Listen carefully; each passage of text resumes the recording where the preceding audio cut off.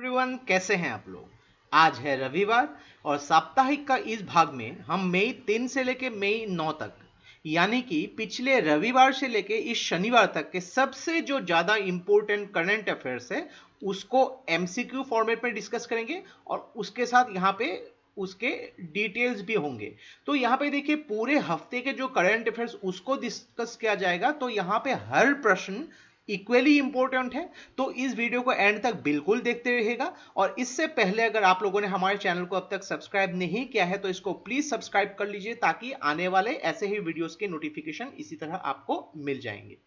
और ऑलरेडी जैसे कि हम लोगों ने डिस्कस किया है कि हम लोगों ने अपना वेबसाइट रिलीज कर दिया है, तो यहाँ पे मार्च और अप्रैल महीने के जो करंट अफेयर्स है उसका पीडीएफ जो है आप लोग खरीद सकते हैं बहुत ही एक कम प्राइस में। नीचे दोनों ही यहाँ पे जो पीडीएफ के लिंक्स दे दिए गए हैं और इस वीडियो के जो नोट्स है आपको आज शाम तक हमारे वेबसाइट में मिल जाएंगे। तो नीचे इसका लिंक दिए गए हैं। तो ऑलरेडी साप्ताहिक के जितने भी हम लोगों ने वीडियो यहाँ पे डिस्कस किए हैं सारे के सारे वीडियो को प्लेलिस्ट बना के मैंने डिस्क्रिप्शन में दे दिया है, वहां से आप उसको एक्सेस कर सकते हैं। तो चलिए आज का वीडियो शुरू करते हैं। रिसेंटली जो सैफरन कल्टीवेटेड होती है भारत के कौन से राज्य में उसको भौगोलिक संकेतक यानी कि जीआई टैग मिला है। तो ये जीआई टैग मिला है जम्मू एंड कश्मीर। तो कश्मीरी सैफरन ये उस नाम से प्रसिद्ध है। तो रिसेंटली चाकहाउ एक मणिपुर का एक ब्लैक राइस है, टेराकोटा जो गोरखपुर से, और यहाँ पे कोपिलबट्टी कड्डालाई मिठाई एक तमिलनाडु के एक यहाँ पे पीनट कैंडी है, इन तीनों को भी जीआई टैग मिला था। तो कश्मीर सैफरन ये जो हार्वेस्टिंग होती है ये करेवा हाईलैंड्स में होती है जम्मू कश्मीर के, और ये दुनिया का एकमात्र सैफरन है यानी कि केसर है जो लगभग 1600 मीटर में इसकी कल्टीवेशन होती है। तो ये इसका स्पेशल कैरेक्टरिस्टिक्स है। और अगर पूछा जाए भारत का पहला जीआई टैग कौन सा है, 2004 में दार्जिलिंग टी को जीआई टैग मिला था।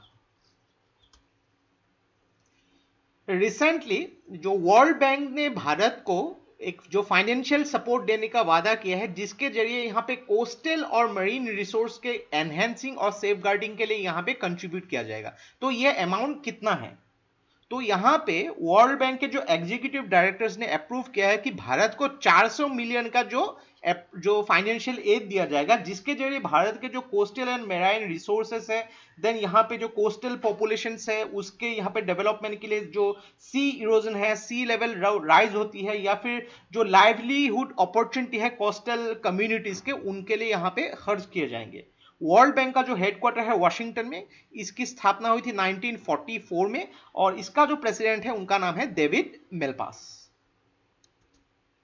रिसेंटली रमेश बाबू वी इनको अपॉइंट किया गया है जो डायरेक्टर्स ऑफ ऑपरेशंस कौन से पब्लिक सेक्टर कंपनी के। तो रमेश बाबू बी इनको डायरेक्टर ऑफ ऑपरेशंस अपॉइंट किए गए हैं नेशनल थर्मल पावर कॉर्पोरेशन के जो डायरेक्टर ऑफ ऑपरेशंस अपॉइंट किए गए हैं। और इन्होंने जो है रिप्लेस किया है प्रकाश तिवारी को, और एनटीपीसी का जो हेडक्वार्टर है ये है नई दिल्ली में और उनके चेयरमैन का नाम है Gurdeep Singh. Recently Indian council of agriculture research ने कौन सा ऐप लॉन्च किया है। तो recently Indian council of agriculture research ने जो ऐप लॉन्च किया उसका नाम है किसान सभा। तो ये जो है इंडियन काउंसिल ने जो department of agriculture research education के साथ जो है इसको ऐप को लॉन्च किया है। तो यहाँ पे इस ऐप को डेवलप किया है सेंट्रल रोड रिसर्च इंस्टीट्यूट के द्वारा, ताकि यहाँ पे जो सप्लाई चेन है और फ्राइट ट्रांसपोर्टेशन मैनेजमेंट सिस्टम है यहाँ पे फार्मर्स को मार्केट में पहुंचने के लिए जो जरूरी होती है तो इसमें यहाँ पे सुविधा दिया जा सके। तो इसका सही उत्तर है किसान सभा। One nation one ration card, इसमें अभी टोटल कितने स्टेट्स जो है इसको इंटीग्रेटेड कर दिए गए हैं।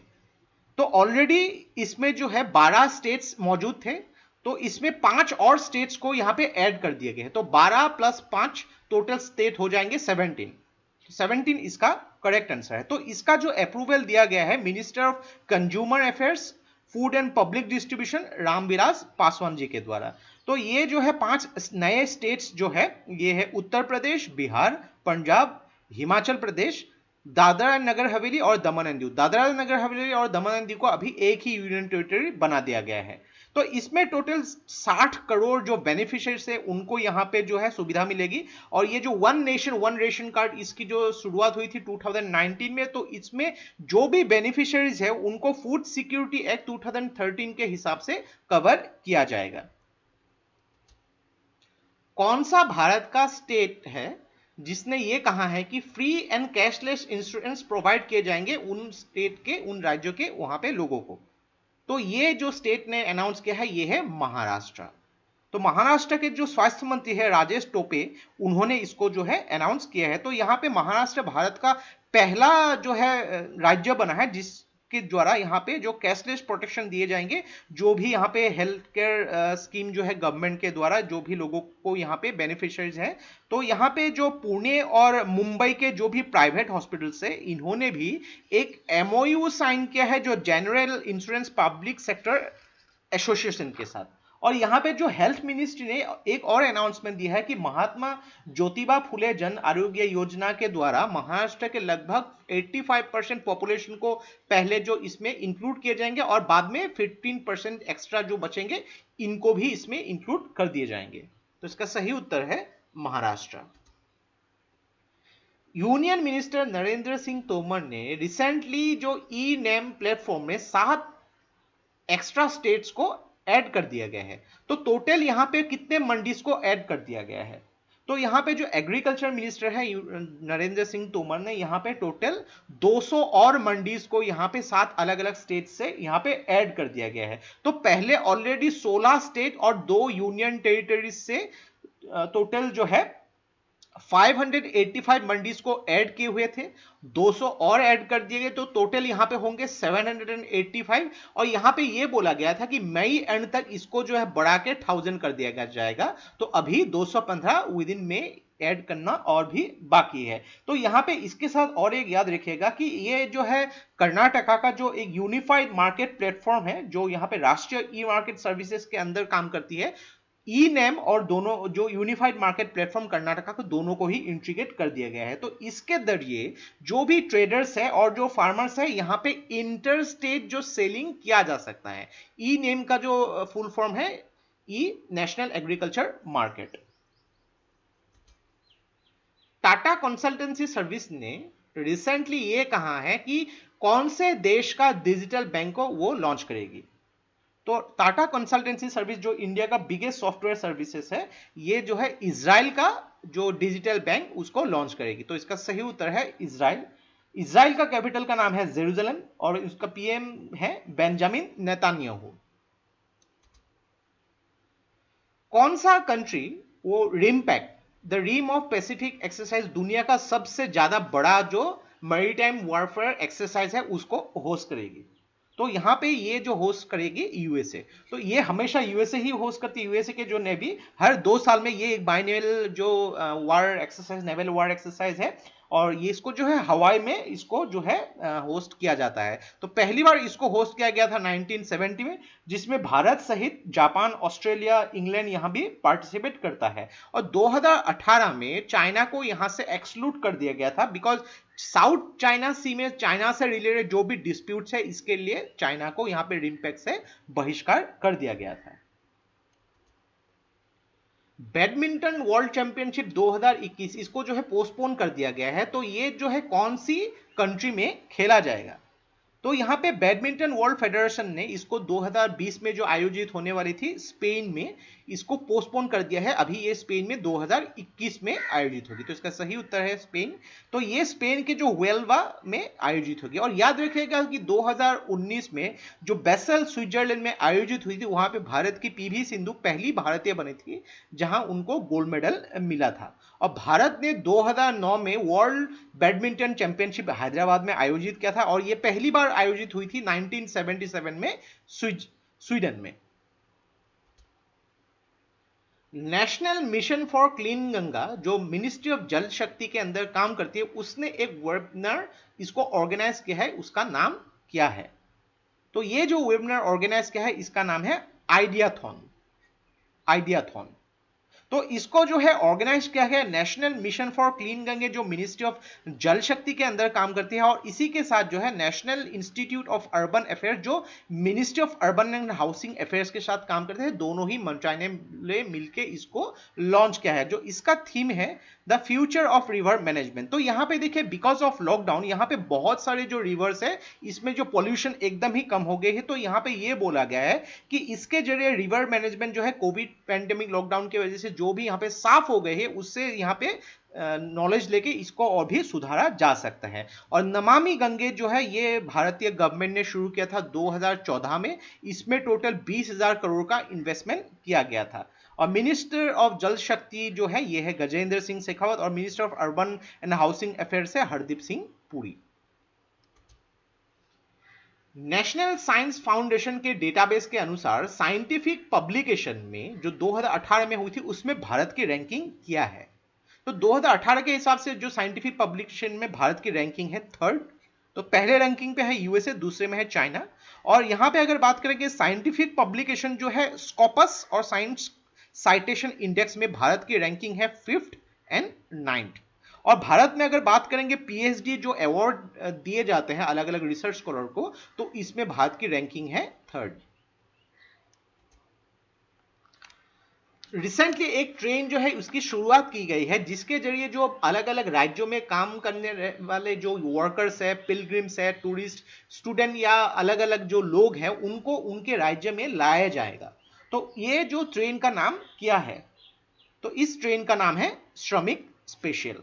ये जो गाइडलाइंस है मिनिस्ट्री ऑफ होम अफेयर्स के द्वारा यहाँ पे ये अलग अलग लोगों को यहाँ पे उनके जो गृह राज्य में लाया जाएगा। तो ये जो रिक्वेस्ट किया था जो अलग अलग कंसर्न स्टेट गवर्नमेंट ने, तो इसमें जो है रेलवे और स्टेट गवर्नमेंट ने सीनियर ऑफिसर्स को एज ए नोडल ऑफिसर्स के हिसाब से अपॉइंट किए गए हैं। तो इसका सही उत्तर है श्रमिक स्पेशल। कौन से राज्य ने मुख्यमंत्री शहरी रोजगार गारंटी योजना जो अर्बन एम्प्लॉयमेंट के लिए इसको शुरू किया है। तो मुख्यमंत्री शहरी रोजगार गारंटी योजना इसको शुरू किया है हिमाचल प्रदेश ने, ताकि यहाँ पे हिमाचल प्रदेश में लॉकडाउन के द्वारा जो भी यहाँ पे जो एम्प्लॉयमेंट या इकोनॉमी में प्रॉब्लम हुई है इसको यहाँ पे रिवाइव किया जा सके। तो इसके जरिए जो अर्बन अफेयर्स अर्बन एरियाज में हिमाचल प्रदेश के 120 दिन का यहाँ पे जो है एम्प्लॉयमेंट प्रोवाइड किए जाएंगे। हिमाचल प्रदेश के जो चीफ मिनिस्टर है उनका नाम है जयराम ठाकुर। कौन से इंस्टीट्यूशन ने रिसेंटली हांगकांग बेस्ड एक नया फर्म जो है जिसका नाम है फ्रंटियर कैपिटल मैनेजमेंट कंपनी, उसके साथ मिलकर वेंचर कैपिटल इसको क्रिएट करने के लिए साइन किया है। तो ये इंस्टीट्यूशन है आईआईटी हैदराबाद। तो इसने जो है हांगकांग बेस्ड जो कंपनी है फ्रंटियर कैपिटल मैनेजमेंट, इसके साथ ये जो कोलैबोरेशन किया है और इसके जो अलग अलग ब्रांचेस है टोक्यो और सिंगापुर में, तो इस कोलैबोरेशन के द्वारा ग्लोबल नेटवर्क और वेंचर्स और जो वेंचर्स इकोसिस्टम इसका यहाँ पे क्रिएशन किया जा सकता है। तो इसका सही उत्तर है आईआईटी हैदराबाद। कौन से देश ने रिसेंटली एक सैटेलाइट लॉन्च किया है जिसके द्वारा आर्कटिक का जो क्लाइमेट और उसके एनवायरनमेंट को मॉनिटर किया जा सकता है। उस सैटेलाइट का नाम है आर्कटिका एम। तो ये कौन से देश ने लॉन्च किया है, तो आर्कटिका एम इसको लॉन्च किया है रशिया ने। तो रशिया ने इसको जो है लॉन्च एक्चुअली किया नहीं, इसको लॉन्च करेगी 2020 के दिसंबर के महीने में इसको लॉन्च करेगी।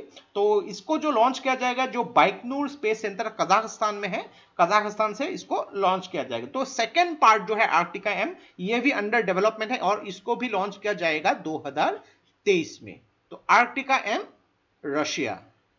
और यहां पे याद रखिएगा कि इंडियन इंस्टीट्यूट ऑफ जियोमैग्नेटिज्म ने recently 1D fluid stimulation code जो है इसको यहां पे डेवलप किया है जिसके जरिए इलेक्ट्रिक फील्ड स्ट्रक्चर जो है अर्थ के जो मैग्नेटोस्फीयर उसको स्टडी किया जा सकता है। एक्वेटिक वर्ल्ड चैंपियनशिप 2021 ये कौन से देश इसको आयोजित करेगी, तो ये जो है आयोजित करेगी जापान।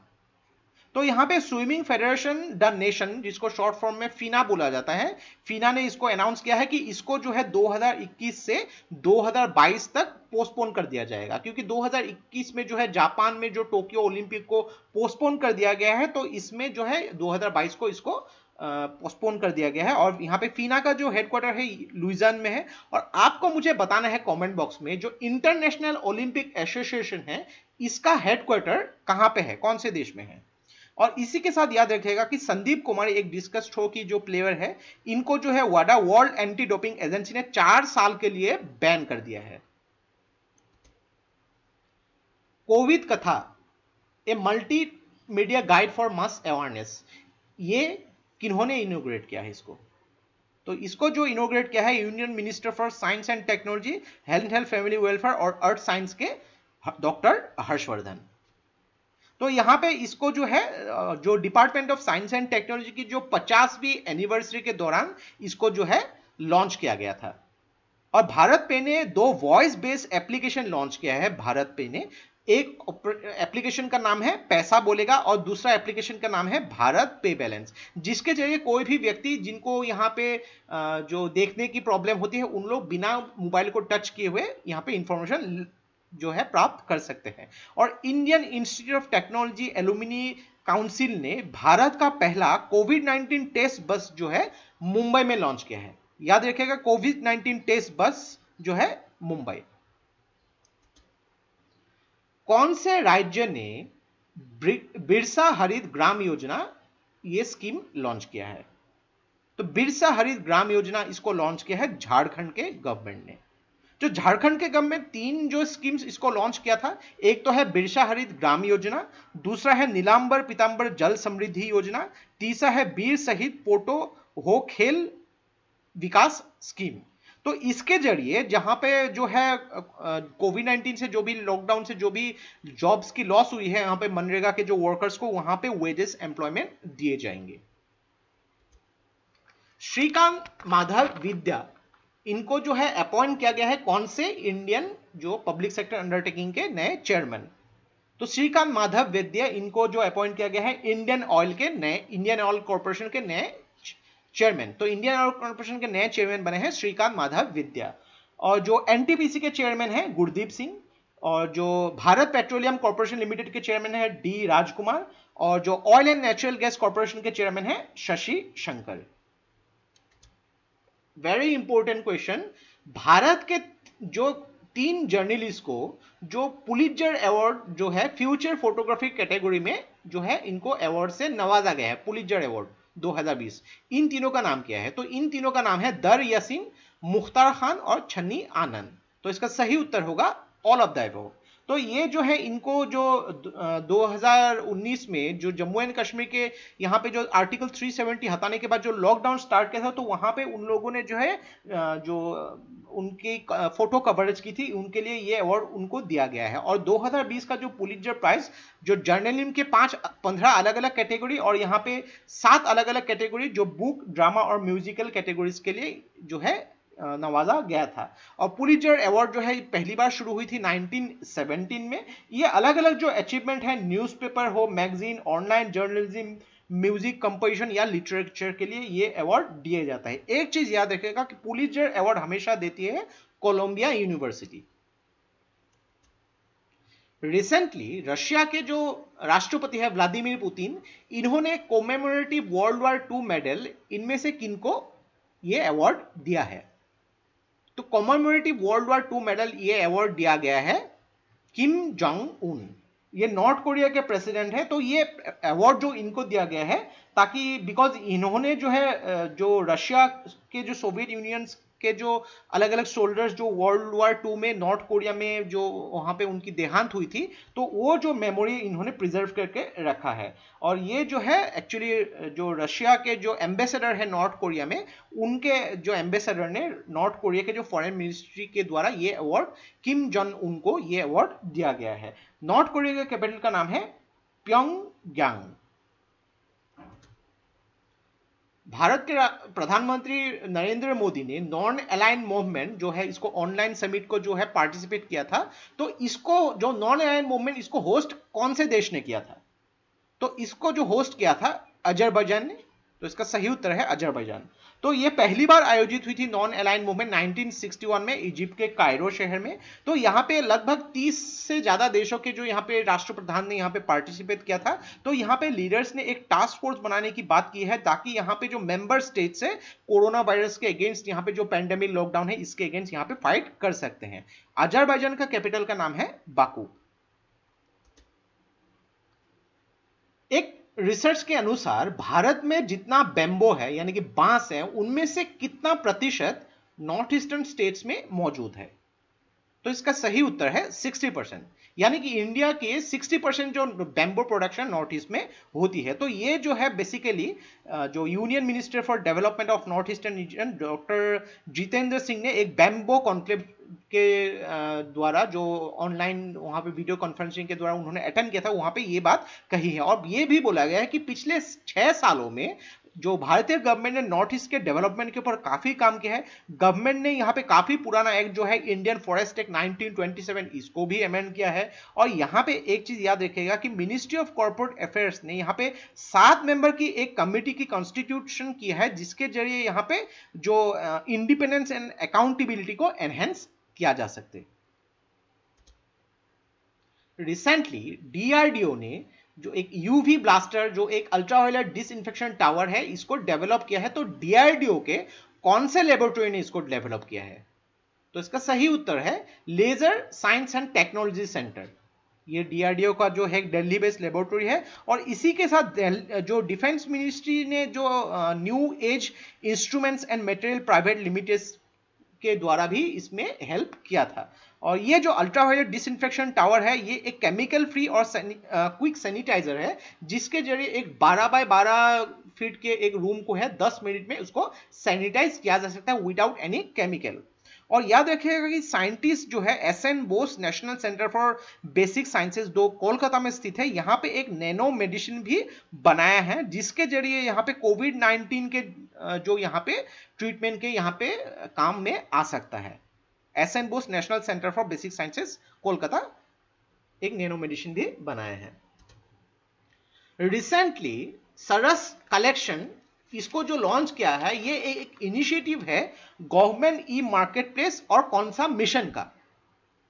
तो ये जो सरस कलेक्शन इसको जो लॉन्च किया है यूनियन मिनिस्टर नरेंद्र सिंह तोमर ने, तो ये जो एक इनिशिएटिव है government of E market place और जो है यहाँ पे दीन दयाल अंत्योदय योजना नेशनल रूरल लिवलीहुड मिशन का।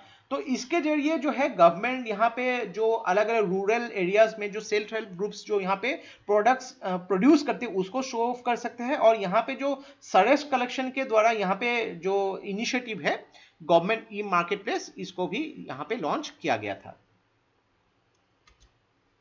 भारतीय नेवी ने एक ऑपरेशन लॉन्च किया है समुद्र सेतु, जिसके जरिए 1000 से ज्यादा भारतीयों को कौन से देश से भारत वापस लाया जाएगा। तो यहाँ पे जो है भारत जो है मालदीव्स में से भारत के 1000 जो इंडियन सिटीजन हैं उनको वापस लाया जाएगा। तो इसका सही उत्तर है मालदीव्स। तो 2 यहाँ पे जो इंडियन नेवल शिप्स अपॉइंट किए हैं, एक है यहाँ पे आईएनएस जलस्वा, दूसरा है आईएनएस मगर। तो इसके जरिए इसको लाया जाएगा। और रिसेंटली जो है मिशन वंदे भारत भी जो है भारतीय गवर्नमेंट ने लॉन्च किया गया है। तो इसमें यह भी बोला गया है कि लगभग 15,000 से ज्यादा जो भारतीय है उनको अलग अलग देशों से भारत में लाया जाएगा। 7 मई से लेकर 13 मई तक ये हर रोज भारतीय को वहां से लाया जाएगा भारत में। कौन सी ऑर्गेनाइजेशन ने सुरक्षित दादा दादी एंड नाना नानी अभियान इसको लॉन्च किया है? तो सुरक्षित दादा दादी एंड नाना नानी अभियान इसको लॉन्च किया है national institute for transforming India यानी कि नीति आयोग ने। तो ये जो है इसको पिरामल फाउंडेशन के साथ इसको लॉन्च किया गया है ताकि यहाँ पे जो भी सीनियर सिटीजन है यहाँ पे कोविड-19 पेंडेमिक से उनको सुरक्षित रखा जा सकता है। जो नीति आयोग के सीईओ है अमिताभ कांत और इसके जो वाइस चेयरपर्सन है राजीव कुमार। और हिमाचल प्रदेश के गवर्नमेंट ने एक कैंपेन जो है निगाह और इसको लॉन्च किया है ताकि यहाँ पे फैमिली मेंबर्स जो है उनको एजुकेटेड किया जा सके।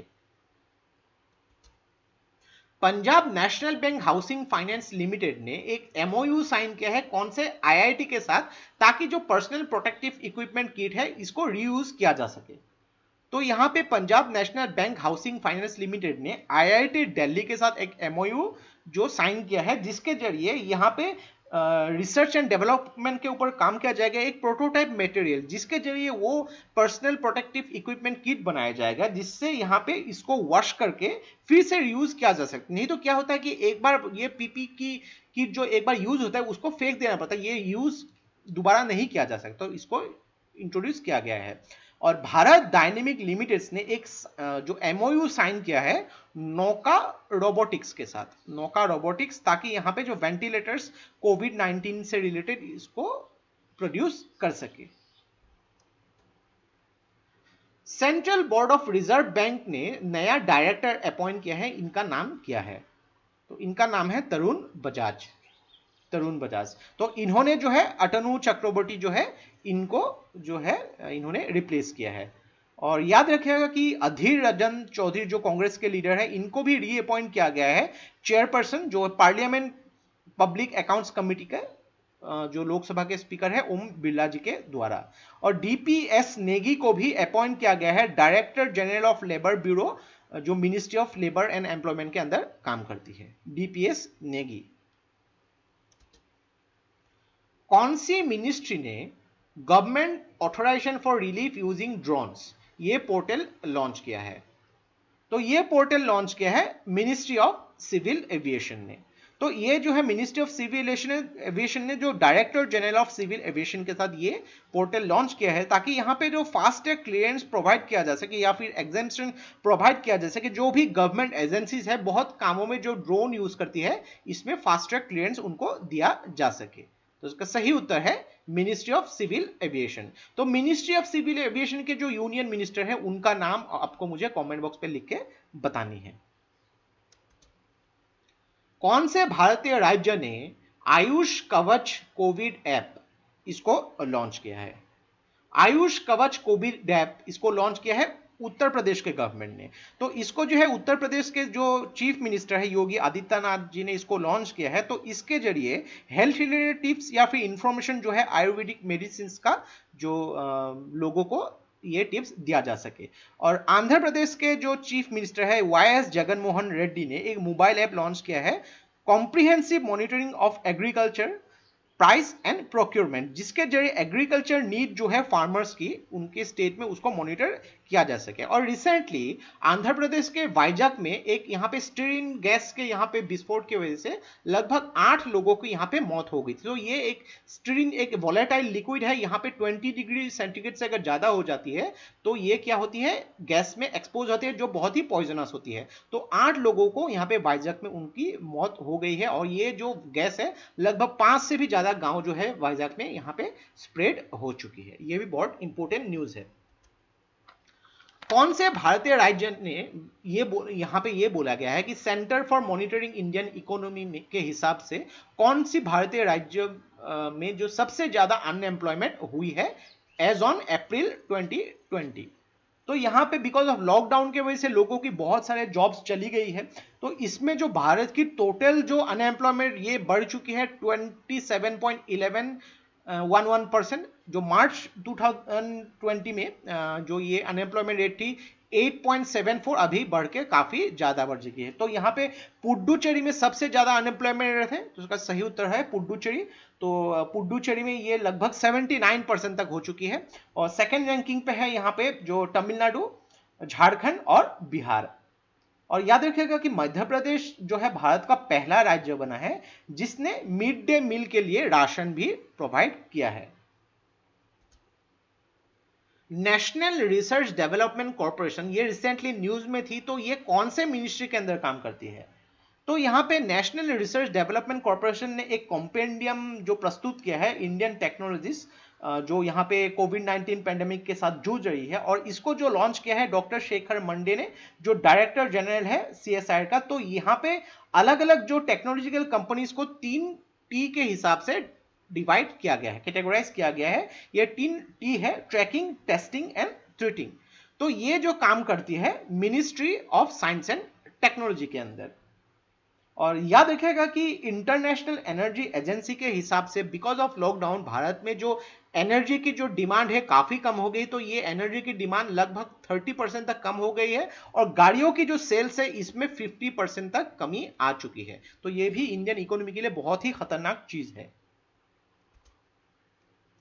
इनमें से किनको यूनाइटेड नेशंस एनवायरनमेंट प्रोग्राम ने 2 साल के लिए जो गुडविल एम्बेसडर है उसको एक्सटेंड कर दिया है? तो दिया मिर्जा इसका सही उत्तर है। तो United Nations for environmental programme ने दिया मिर्जा को 2019 में जो गुडविल एम्बेसडर बनाया था, तो ये 2020 तक था, तो इसको जो है दोबारा एक्सटेंड कर दिया है 2022 तक। तो दिया मिर्जा अभी 2022 तक जो यूनाइटेड नेशंस एनवायरमेंटल प्रोग्राम के गुडविल एम्बेसडर बनी रहेगी। और प्रियंका चोपड़ा को भी 2019 में यूनिसेफ का जो गुडविल एम्बेसडर बनाया गया था। भारत के प्रतिरक्षा मंत्री राजनाथ सिंह ने रिसेंटली जो लिपुलेख पास और दारचुला में 80 किलोमीटर एक लिंक रोड जो है उसको जो है अनावरण किया है वीडियो कॉन्फ्रेंसिंग के द्वारा। तो ये लिपुलेख पास और दारचुला ये कौन से स्टेट में आता है? तो लिपुलेख पास दारचुला ये आता है उत्तराखंड में। तो आप देख सकते हैं यहाँ पे ये जो विवादास्पद जो काला पानी ये जो विवाद आता रहता है, तो यहाँ पे लिपुलेख पास इसी में आता है जो दारचुला डिस्ट्रिक्ट में। तो ये पास के द्वारा जो है यहाँ पे आप अगर चाइना के यहाँ पे अगर देखें माउंट कैलाश जो है यहाँ से जाया जा सकता है। तो ये पास है जो दोनों ही पहाड़ के बीच में एक रास्ता होता है। तो इसमें 80 किलोमीटर का एक लिंक रोड बनाया गया है।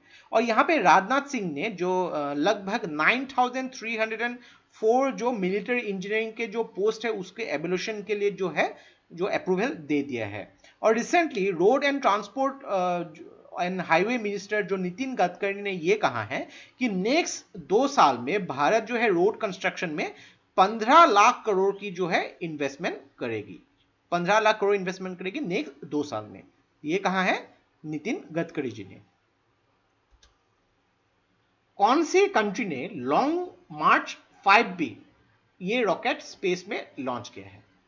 तो लॉन्ग मार्च 5B ये रॉकेट लॉन्च किया है चाइना ने। तो ये जो चाइना का एम है एक परमानेंट स्पेस स्टेशन जो बनाना और एक जो एस्ट्रोनॉट्स को मून भेजना।